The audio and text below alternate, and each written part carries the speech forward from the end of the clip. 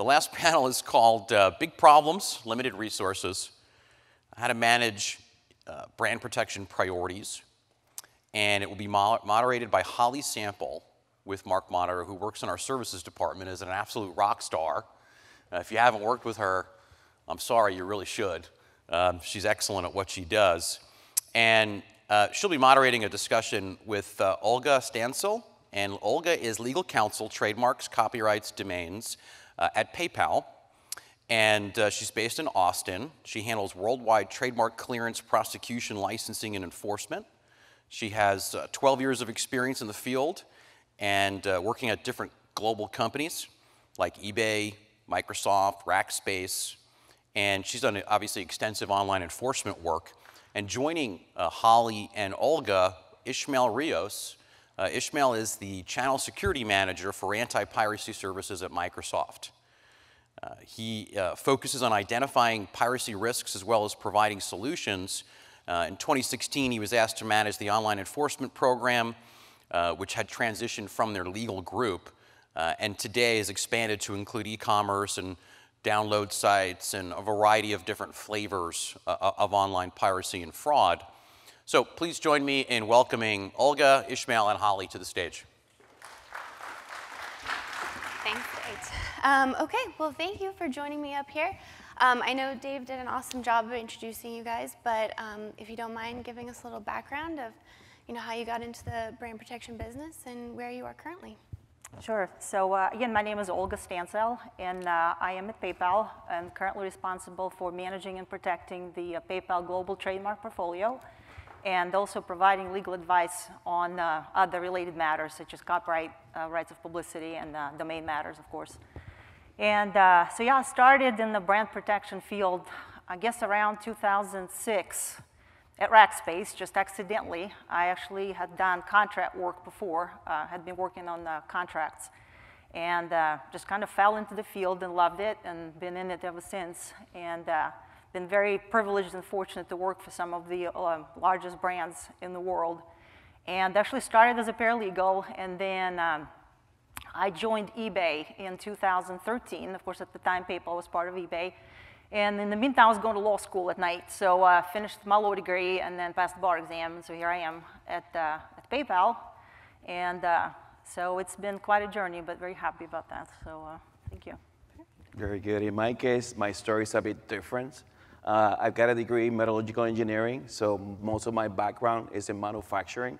I happened to be, many years ago, the head of manufacturing for our facilities in Puerto Rico, Microsoft facilities. The replicators, if you've gone to any DVD or CD manufacturing, there's a pretty secure system. Once you get in, once you get out, it's quite difficult. You have to be scanned. It's literally following the same TSA sort of process, but I mean, the scan individuals and so forth. And it was quite an interesting story because while I was running the manufacturing site, we were running 24/7 those days because we were running some Xbox and a few other products. And we usually, our pickup or our manufacturing peak is basically before Black Friday when we do most of our sales in terms of disk. So we were doing a launch in Xbox some years ago. And long and behold, due to the security that we're having, we did have a breach. We did have one of our temporary employees actually took out a disk and put them out. And while he was going to set it out, he tried to play it online, and then that's why we caught him, basically. Thanks God for that. But the story here was basically that this individual was doing a favor to another friend who happens to be in an organized crime after we did the investigation through the local authorities in the island, specifically FBI. And that individual organized crime institution was dealing, among other businesses, with child pornography. I've been with United Ways in Puerto Rico as a volunteer for many years, and I do a lot of work for children, for kids, so that hits me. When we didn't do what we were supposed to do, which probably will end up doing some of the situations in terms of affecting children. So long and behold, there were some opportunities within our anti-piracy system, and then I say, I got to do this. That's my passion here. I got to go and work and do my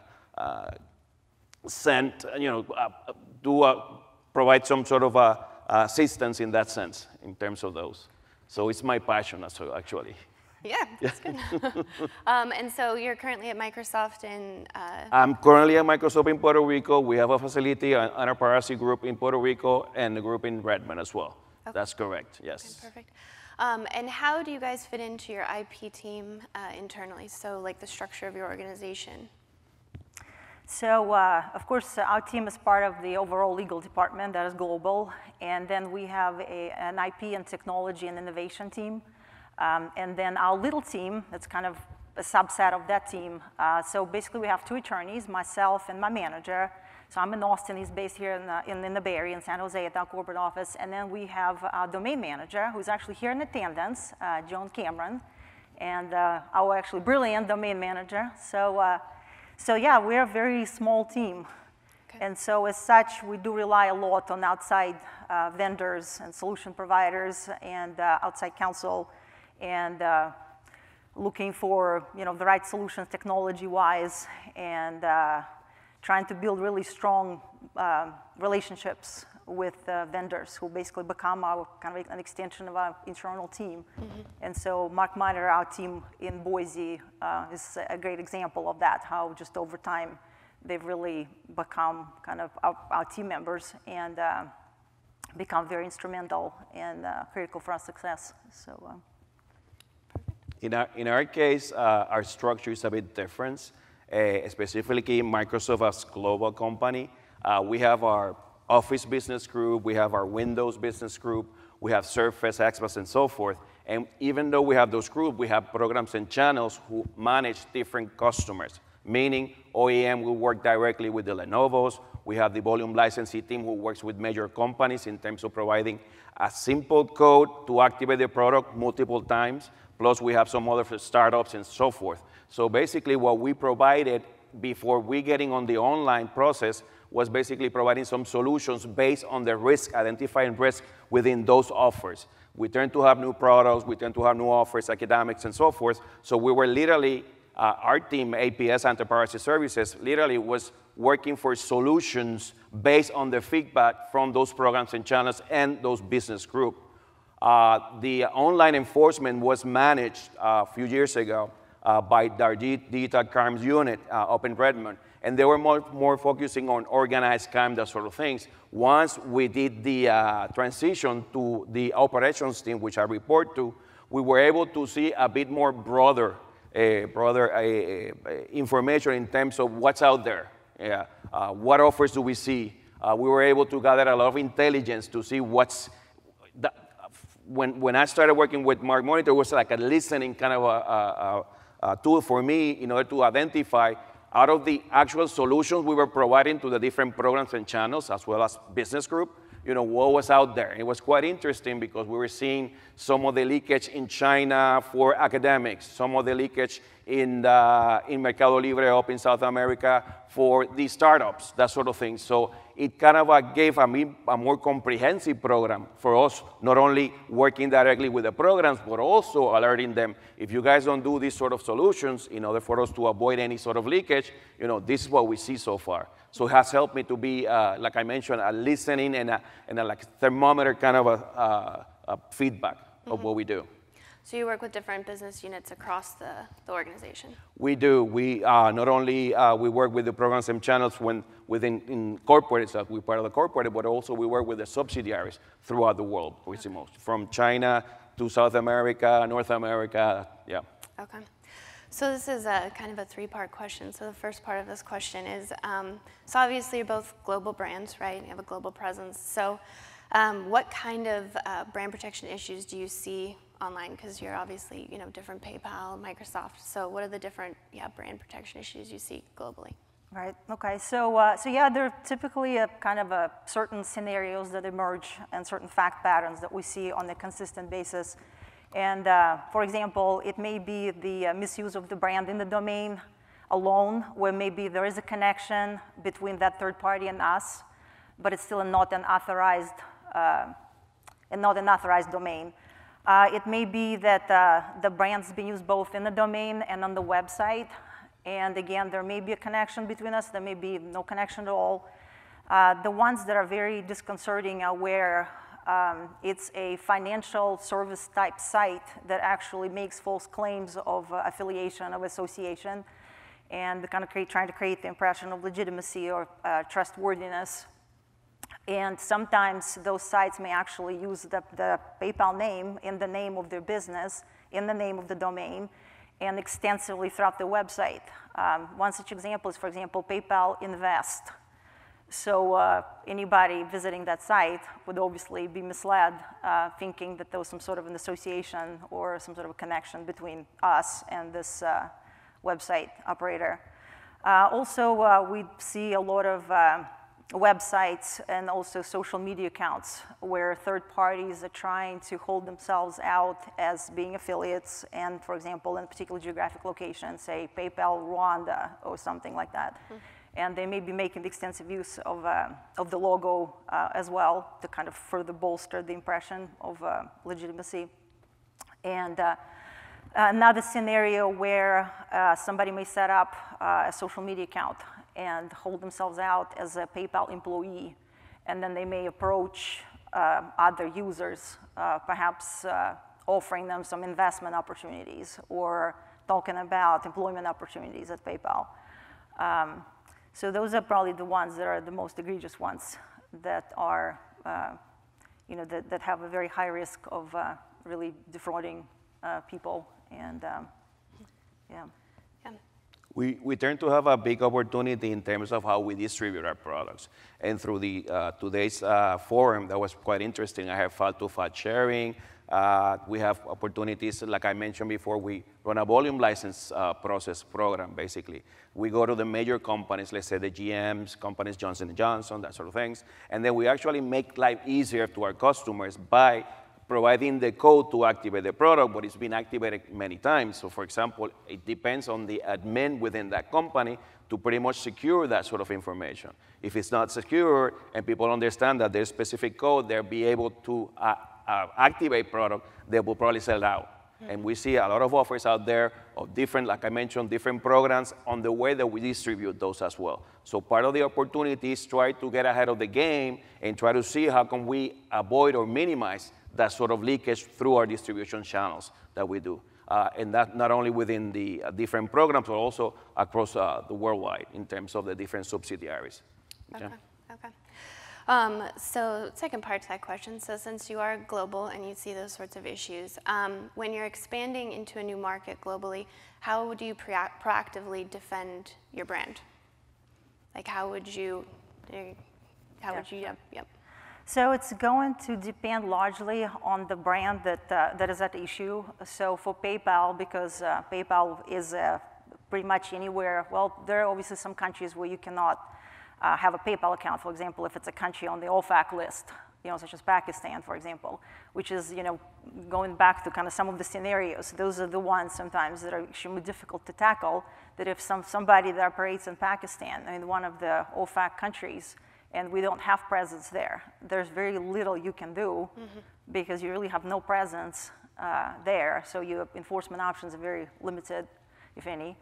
So yeah, for PayPal, basically anywhere that, on the one hand, on the trademark side of things, if there is a trademark registration regime that exists, then we're going to have PayPal registrations on that trademark register. And on the domain side of things, so if we can meet, so for the PayPal brand, of course, if we can meet the requirements of the particular CCTLD, so we will get those domains, of course, as well. For maybe less known brands, for example, like Venmo, for example. Venmo is known among a certain group of population. Like, for example, it's named the most popular payment apps among millennials. I use Venmo, yeah. Okay, well, thank you. So it is known, but it's only available in the US for right now. And so that creates a problem because defensively, obviously, we want to protect it everywhere that it kind of makes sense, all the major markets. But so you may run into certain trademark requirements in a particular jurisdiction, but we try to do that. And of course, the Venmo name itself, we will protect that for most of the CCTLDs. Or for something like Zoom, which is our money transfer service. So we will kind of look at particular markets where, of course, the major markets we will protect, but also as we expand. So that is the brand and the service that is still being expanded into the other markets. And so as we expand into other markets, of course, we kind of try to stay abreast of those developments and working closely with the brand team and with the business teams, looking at the product expansion roadmap and kind of trying to prepare that when we get there, we're ready and have rights in place, or at least we have filings in those countries. So it's very much driven by the product expansion plans, as well as defensive considerations, of course, and also where there's really a practical risk of somebody else coming in, and especially like if it's a first to register country, somebody coming in and starting, filing applications, and they're there, and then you may be foreclosed. So, yeah. To register domains defensively. Right. So in the domain names, where we can meet the requirements. So sometimes, you may come in and you look at certain domain registry requirements, and you may not be able to meet them yet. Whether maybe you don't have presence there, or maybe you don't have a trademark. Sometimes they may accept a trademark application. Sometimes they may not. Sometimes you have to have a trademark registration in order to qualify, or a business registration in the country. So to the extent we're able to meet the requirements, we will do so. And MarkMonitor sometimes provides that assistance with some of the local, presence there. So we will do that. So that's for the actual identical names. But as far as variations, we do kind of have to take a look what makes sense in terms of, type of squatted versions or some other variations combined with descriptive or generic names, because you can't really register them all. So kind of what makes sense. So we try to do that. So. Okay. In terms of expansion, in our case, basically, we look at the risk, as Olga's team is also, but also the impact, and in some of the cases, the regulations and requirements within given countries. For example, in Europe, there's what we call the second-hand software situation requirements, that meaning that we have to be extra cautious in order to prove that a specific reseller or organization can sell that product, and we, as a company, as an organization, needs to prove the authorities in Europe that they're willing to sell that, as a matter of fact. And it's pretty interesting because in some of the cases, the only way we can do this is basically doing what we call test purchase, actually reaching out to the marketplace and buying their product. And in some of the cases, tend to be very expensive to do that. So based on those risks, then we identify given opportunities, and that's where the brand protection comes in order for us to give some assistance. Even though we have legal representatives within most of the countries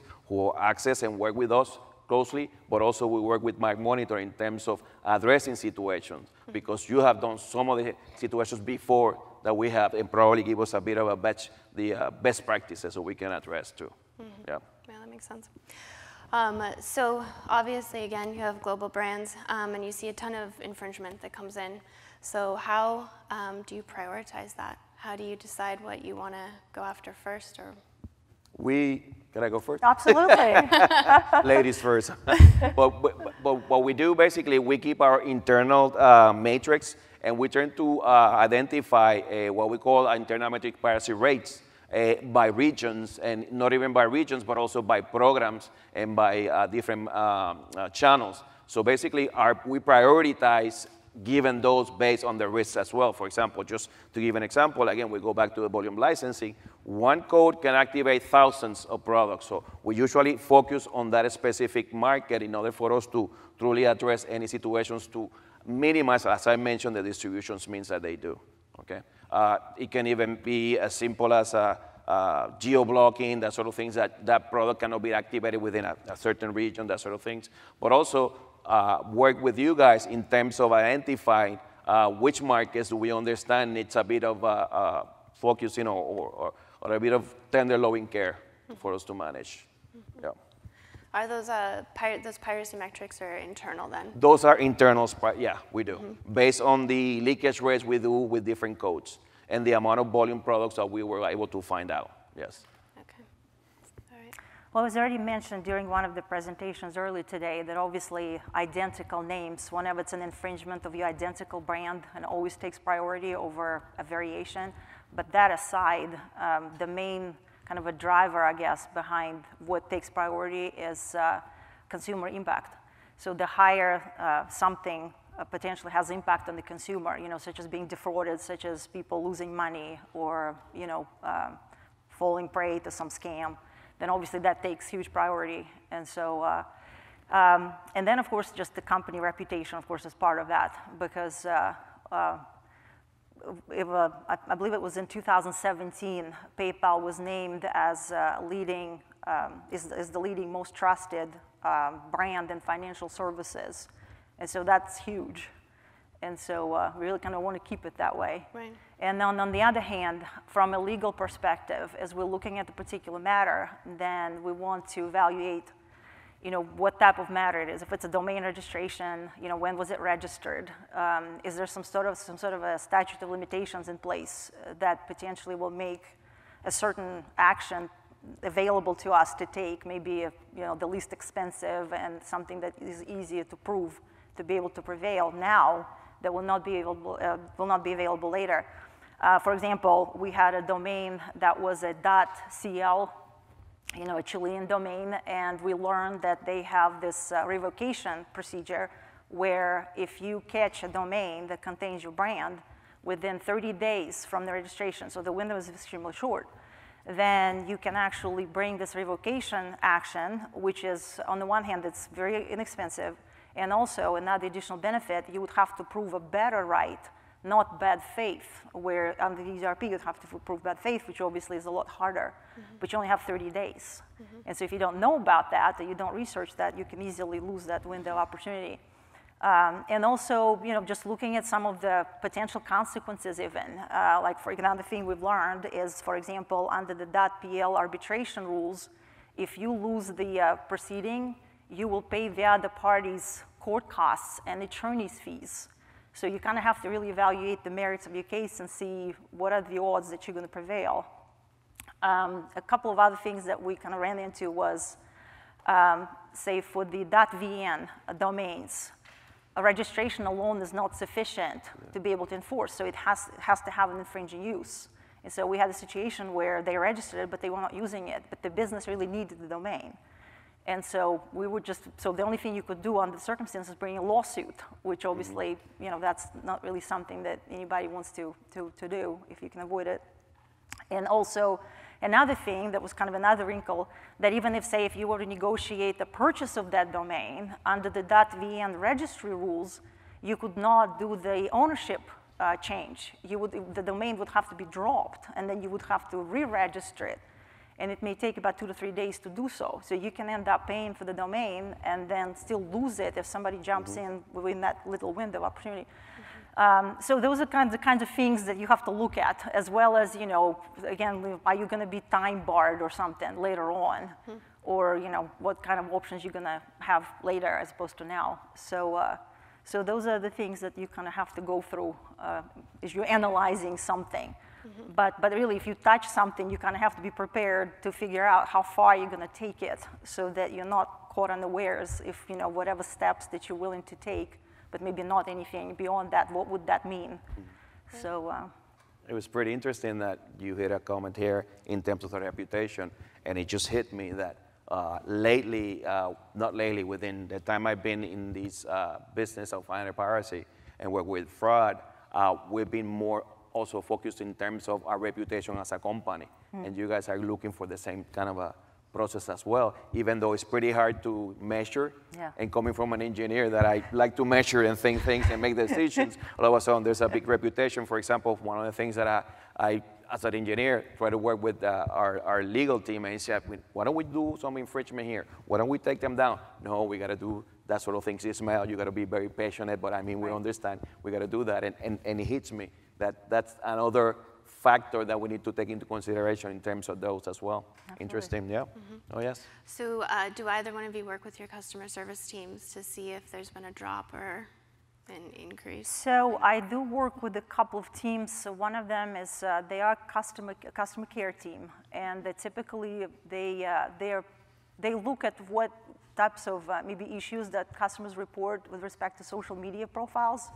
And that's kind of where some of the information is coming from. So if a customer is approached, say on Facebook, by somebody that has set up an account that looks like maybe a PayPal affiliate who claims to be affiliated with PayPal, they would sometimes they report these things, and that's how we become aware of them as well, and then we take action. So they kind of channel some of those things to us, to our team, so we can take action. And then we actually work with InfoSec quite a lot as well. And actually, this is, I don't know if she's still in the room, but Beth with Cox Automotive actually brought that up during the breakout session, kind of talking about to what extent and how much legal and InfoSec cooperate and work together and have visibility into kind of each other's work. And we do work with InfoSec, and I think it's really important to do so because sometimes, something comes up and there are different angles at which you can approach the matter. Perhaps there's phishing going on, there's, trademark infringement going on, there's perhaps, dilution, confusion, if it's somewhere else other than the US, passing off, or misrepresentation, or fraud. And there are all these claims that you could potentially allege.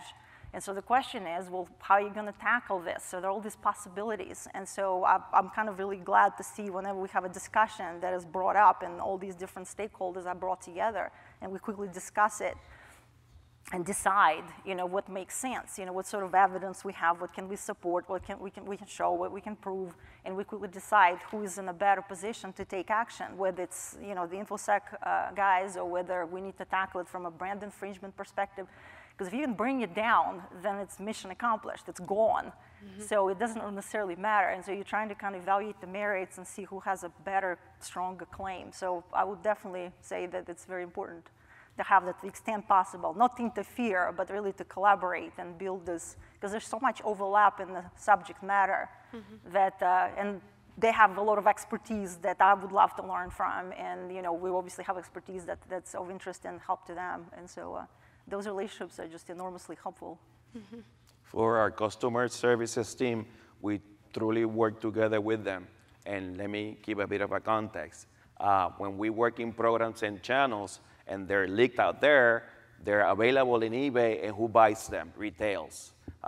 You and I will go to eBay, we'll go to Amazon and buy that product. That product won't activate, and what will that customer do? Call customer service. They don't call Amazon, they don't call eBay, they call Microsoft. My product is not activated, I'm having some issues with that.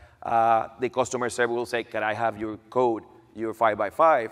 And all of a sudden, we happens to be pirated, that guy. So how do we manage our reputation? How do we manage our customer? So it's got to be very close to it in terms of those. So we have created within our team given programs within the customer service for them to manage those sort of things, even providing them where you bought it, which e-commerce you bought it, that sort of things, or providing them or replacing them. But on the other hand, pretty interesting, our customer service, there are different customer service worldwide.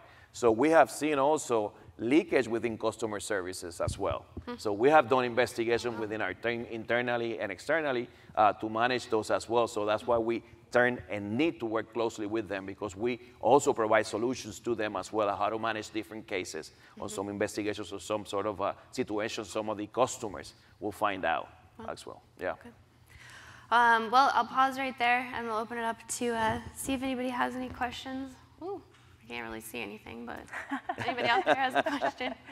And I know it's been 8 hours of meetings, yeah, so and we're ready to do happy hours, so yeah. My brain's fried. I can't say anything, so I'm relying on Colton. We're good? Okay, cool. It's interesting what you've been brought up, about the company reputation. I know we've all talked about that, but also that when something goes wrong, the customer is going to call you guys, not whoever they purchased it from. That's kind of interesting. But I remember how also one of the presenters today said how it may not be necessarily fair, but how the customers expect us, the brand owners, to step in and protect them. And it's so important to keep that in mind, that at the end of the day, it doesn't matter. We're kind of in the whole chain, or we're not even, maybe not even part of that chain per se. It's its own illegal chain that they may have gone through. But at the end of the day, it doesn't even matter. Like, you still have to obviously pay attention to what happens, listen to customers and what they talk about, pay attention to what happens and what people report, and be prepared to take care of these things. And so when I heard that presenter say that, and I thought that's such a great way to put it, that it's an expectation, and rightfully so. But anyway. And you try to explain that, well, you bought it from an authorized dealer or non-reseller, sort of things. Right. Yeah. That's how it goes. Yeah. Okay, well, switching gears a little bit. So how do you incorporate MarkMonitor into your brand protection programs? And how do you communicate your goals and your infringement priorities? Well, what we do, not only we have continuous communication with my CSM, Jody. Basically, we do excellent work with them in terms of those, but understanding the experience they have, they probably provide us additional solutions. Just to give you an example, and this morning I believe they were talking about some of the products here, we recently engaged with a surface battery brand protection process. And it was quite interesting because we already have a criteria to identify infringement within given marketplaces. But when we started having a conversation and looking for alternatives, that was pretty interesting because that refurbished battery that's not supposed to be sold within or distributed online is showing some safety factors. So that's an add-on. Not only we're looking for copyright or trademark, but also safety to our customers in some of the cases. And then starting conversations with the different, with my CSM, why don't we look at, having that battery being shipped by a U.S. Postal Office? That might be presenting some sort of situation of safety. So certainly we look at alternatives through MarkMonitor in order for us to lead, not only through the legal side, in terms of the criteria, but also in terms of the business-wise. And knowing and having the experience, they provide a bit of a more comprehensive understanding and solutions to us as well. So it has been very good. Yeah. Okay. So on the brand side of things, we are currently using two of your services. So one of them is domain enforcement, where it's not based on the website content, but just in the domain itself. And then also social media. So we have a fantastic team in Boise, Corey and Jake and Kayla and then Jeff, and then Ben used to be over our account. So just really great guys and gals, and just really pleased with them. But yeah, so we definitely have kind of an open dialogue with them. We check in on a bi-weekly basis where we have a conference call that's set up every 2 weeks, and we come together and discuss issues, discuss anything that may have come up in the meantime. They also give us some kind of industry news and what happens at MarkMonitor and just in the domain industry overall. And then also we receive bi-weekly domain reports that I review to just kind of, with all the domain detections that took place within the previous, 2-week period. And I kind of go over them and further kind of identify the ones that may not necessarily be worth pursuing, and that kind of narrows it further down. And then we also can see which domains may have gotten dropped but re-registered again, so that kind of comes on our radar to see maybe we want those captured at some point, if possible, through the enforcement efforts. And so then we provide that feedback, and then they do the enforcements, and then we receive some statistics back, and so we get the year-to-date reports on how many enforcements were sent out, how many unique domains were enforced on, and what the compliance rate is. And so that kind of consistent dialogue and getting the numbers back to really see what it looks like really helps us. And so yeah, we receive a great value. So from that. We also engage with the different subsidiaries through MarkMonitor. So Jody and I have different meetings with the different subsidiaries. And I want to share this story. When we started to work with our team in China, there are 3 markets that we work with. We have mainland China, Hong Kong, and Taiwan. So Jody and I scheduled it, and it was my suggestion, why don't we schedule them back to back? Because I know for me in Puerto Rico, that's 12 hours ahead. And for her, it's quite a few other hours. So why don't we do the back-to-back thing? That was horrible. I mean, we were talking to, we started with mainland China, the legal team in mainland China, as well as the subsidiaries. We're so interested in what we're doing and something that extended the whole hour. So we had to pick up the guys in Taiwan, talk to them, and it just ended up a big mess. But I mean, everybody pretty much understood the whole thing. But that's the engagement that we see, and we work with you guys in terms of those. But that was quite a true story in terms of like, should we cut them out or should we do that sort of things? And it was interesting. Plus, a bit of overwhelming. Good, that's dedication. Yes. Yeah. Oh yes. Okay, perfect. So, how do you report on the success that you guys have with your programs, and how do you, get buy-in from your leadership, or how does your leadership like to see your success metrics? So I kind of, I guess, touched upon that a little bit in terms of how we work with you guys at MarkMonitor, is that we do receive those stats that do tell the story. The compliance rate has been in the 90s consistently, and so that's huge. And just looking at the number of the volume itself, that, you know, the number of enforcements that are sent out and the domains that are actually enforced upon successfully. So that's huge. And so talking about kind of getting the support from the leadership, you know, we are very fortunate to have a legal leadership that have background in IP as well, and so they definitely understand, you know, coming from different companies, and they do understand the value of the brand, and so, but also I think it's important to kind of show your accomplishments. I know sometimes, I know it's true for me sometimes, that you are so busy just with handling day-to-day tasks that sometimes you don't really feel like you need to be necessarily bragging about all the successes and all the things that you've accomplished, but I think it's important to do so.